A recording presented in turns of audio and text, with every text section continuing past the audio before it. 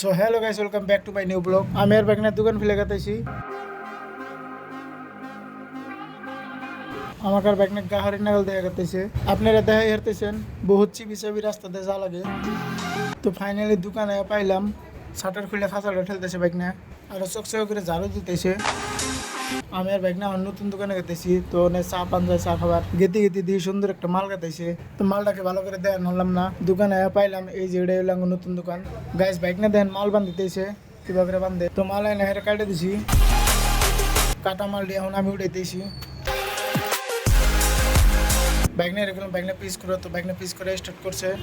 বিরিয়ানি পিসের অর্ডার আসাল, বিরিয়ানি পিসের মধ্যে থেকে অল্প বনলেস বাই করলাম। তো বাইক না মাল কাটে আছে। হ্যাঁ ভাই 2 কেজি কাটা হয়েছে দেখেন। বাইক নিয়ে আবার মাল কাটা স্টার্ট করলো। তো ফাইনালি 10 কেজি কাটা হইলো। একটা প্লাস্টিকে 10 কেজি করে ভরানো হইলো। বাইক নিয়ে প্লাস্টিকে মাল উড়াইলো। এটি হয়েছিল এখানে 3 কেজি আছে। আজকের ভিডিওটা এখান থেকে শেষ। Bye bye.